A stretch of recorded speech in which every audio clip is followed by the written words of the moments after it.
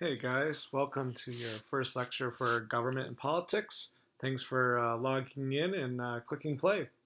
The learning targets here are I can demonstrate advocacy skills in political or social action, and I can explain state election procedures, including the voter registration process. So we're just looking at how Americans engage in civic life, and throughout some of this, you can even think of the senior project that you guys will be looking at. Social clubs and civic organizations are the building blocks of what political scientists call civil society. This term refers to a middle layer of voluntary associations and institutions that exist between government on the one hand and individuals and families on the other. Many of the political scientists argue that a strong civil society is essential in democracy. The organizations that make up civil society, they point out, are nourished by citizen involvement. This involvement helps to expand a society's social capital.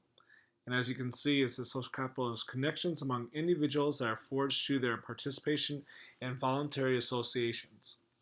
For example, like a parent-teacher association or a PTA. Through the PTA, parents work together to improve, your school.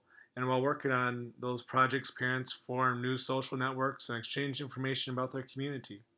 Through these networks, they may create new groups to work on other local issues. In this way, the connections forged with the PTA help to generate new energy and ideas that benefit the larger community. That would be social capital in action. Here are also some other ways that people volunteer. Obviously, PTA is just one of thousands of ways people could volunteer. On the graph, it just shows that Americans get involved in many types of volunteer activities at different times. All of these efforts help strengthen civil society and to build social capital. And some of the things that you could do to become more involved, you could attend a public meeting, could go to a local city council meeting or a school board meeting. I've had students do that before and present different ideas. Volunteering in a political campaign. Again, probably all of these, I can share examples of students in the past that have done some of these things, whether you're on Al Franken's campaign or maybe working with Emmers on his campaign. You could join a campaign and help with that. That'd be a great experience. Starting a petition, so having a drive and having people sign it. There's some students a while back that were looking at stoplights at Anoka High School, and when you turn left out of uh, the road there, it can be kind of dangerous, and so they looked at having a petition and trying to maybe make another way for it to be safer. Organizing fundraisers, of course. We've seen lots of senior projects that organize fundraisers. Hopefully, you can come up with something a little bit more creative than washing a car. But certainly, we've seen them. But again, you want some high quality work and you want to get your A, so think of some original ideas. Organize a demonstration. You could think of Chick-fil-A and Riverdale when they first opened. There was demonstrations both for and against them opening, and you can think of other things that you see on the news where there's demonstrations. Maybe people are against the war or against a social issue or for a social issue. So you see demonstrations like that. Get involved with the service project, or again, like the senior project, just getting involved with something and coming up with an idea, helping out Habitat for Humanity, whatever it might be, is a pretty cool thing. So, which category of civic engagement fits you?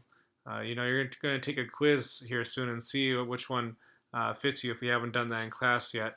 You have the electoral specialist. It says people in this group volunteer in political campaigns and try to persuade others to vote. The other one, civic specialist. It says people in this group focus on improving their communities and helping others. They join local civic groups, support nonprofit organizations, and take part in fundraising activities for worthy causes. So those are two of the four categories. Category 3 are dual activists. This category is made up of people who engage in both electoral and civic activities. They may be found passing out leaflets in political campaigns one day and volunteering in a homeless shelter the next day. Then finally, the disengaged. You might feel that you're in this category right now. Maybe not, and I hope you're not, but you could feel that way. And then these are people that don't vote or pay attention to civic affairs.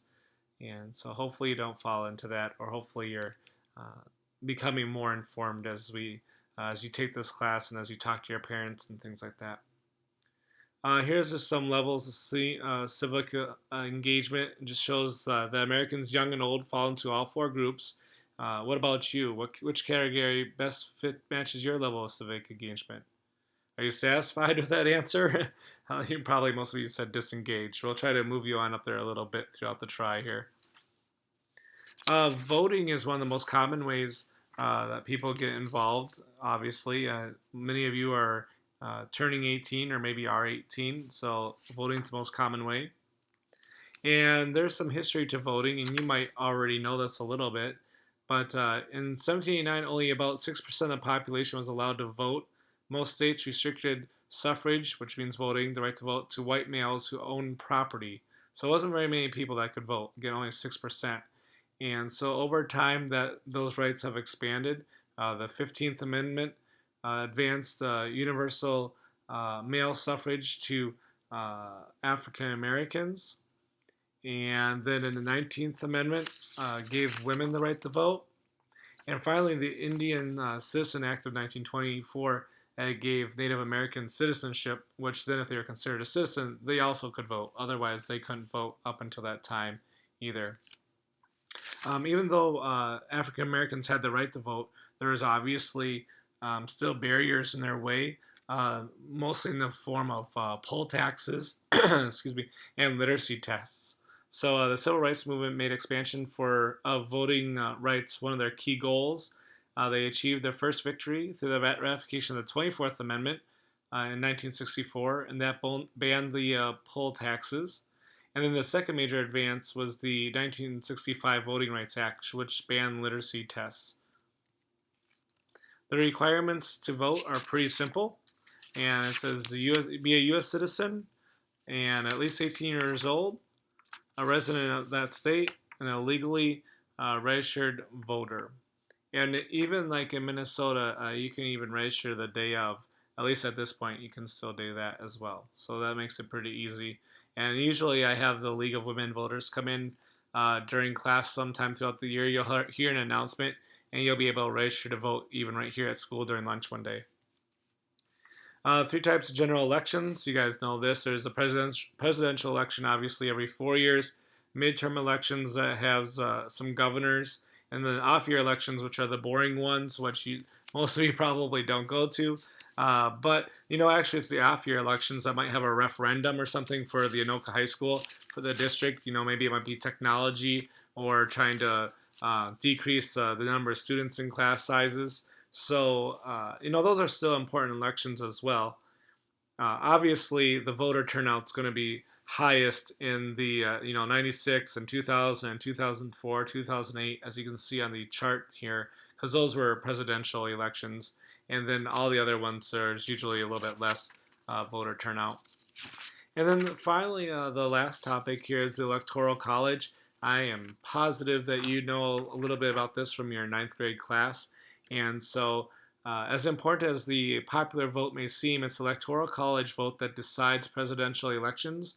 The framers of the Constitution devised the Electoral College system because they did not trust voters who were spread out over 13 states to choose the head of the executive branch. Instead, they gave the responsibility to a group of electors who might better know who was best suited for that job. So basically, they didn't trust people.